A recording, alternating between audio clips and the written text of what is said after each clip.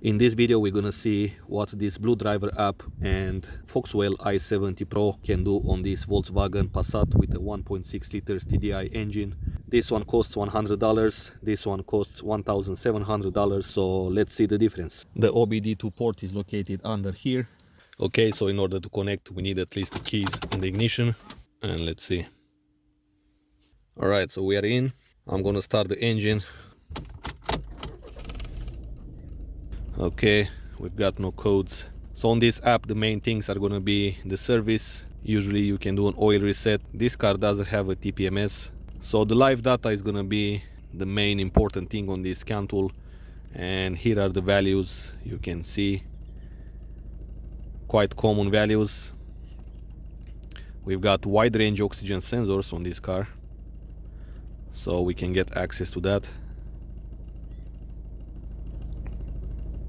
Now let's see how the graphs will look like. And it's kind of okay, I will say, but the live data which is provided by this scan tool is kind of limited. It's just the OBD2. Okay, so the load value showed pretty well, but the mass airflow rate did increase, but you can see on the graph it's kind of small and you cannot see it properly. Even though it goes like 30 grams per second, it just increases a little bit. So this is the downside of the scan tool.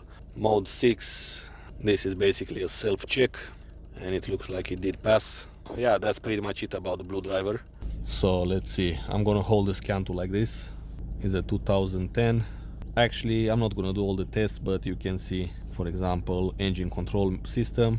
Oh, 5 faults. That's gonna be because I was doing some tests on them with the ignition on, so I can erase them. I'm 100% sure they will not come back. And here we go, no fault. We can exit this and go into the control modules, engine control system. That's probably the most important. Let's go into live data, and here we have a very long list of live data. Most of this live data is not available for this car, so these are basically data feeds from all the Volkswagen models, but most of them will not apply on this car, for example, because it's a 2010 diesel, so it's not a hybrid or anything like that.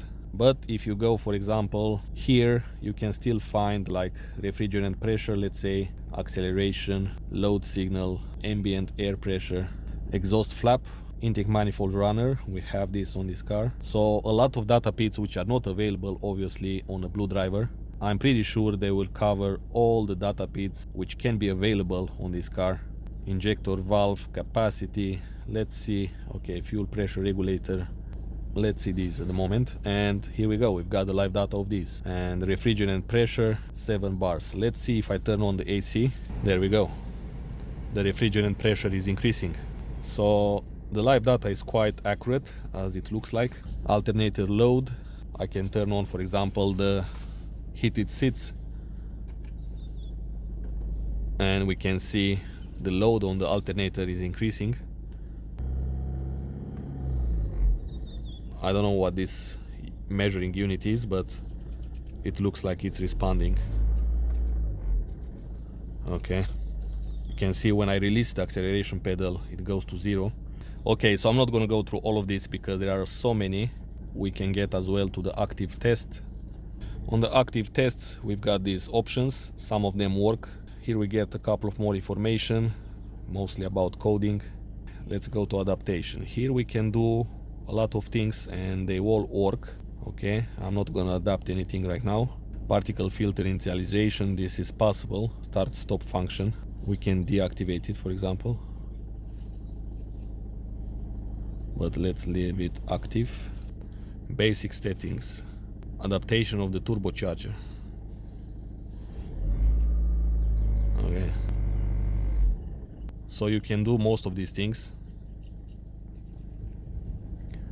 We don't have automatic transmission. We've got ABS though, so in maintenance we could not do any work on the ABS. Here we can see the live data at least. Okay, the speed sensor is 0 because I'm stationary. Clutch, let's see if I press on the clutch. You can see the number changes. Steering angle sensor, lateral acceleration sensor, brake pressure sensor. So quite a lot of useful information on the ABS. Something that you can definitely not get on the BlueDriver app.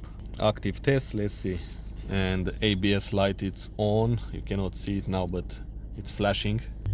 I can hear the hydraulic pump. Security access. So the active test is quite useful. Airbags control system. Let's see on the airbags. Let's see the live data. Airbag stage 1. Okay, so you can read this, I guess. So here we get the live data of the steering wheel, but it's written in German. Instrument control system, auxiliary heat control system. So I'm not gonna go in all of this. For example, if you have all-wheel drive, you can do some work on that. So you can see they basically stuck all the options possible on all the Volkswagen, and you have to deal with that. That's the problem with these Volkswagens. Volkswagen will have around 77 modules. Common special functions, oil service, we can do that. We saw that. Calibration of steering wheel, we can do that. Adaptation of the battery, you can do that. Throttle body alignment, help information, repair information, engine idle. Okay, so you get some useful information here, I guess. Adaptation of AGR value. So you get some how to do stuff here. Here you get some information about the trouble codes, and that's pretty cool, I have to admit. So help information, very useful, and all the cars should do that. It looks like Volkswagen did a good job about that, so thumbs up for that.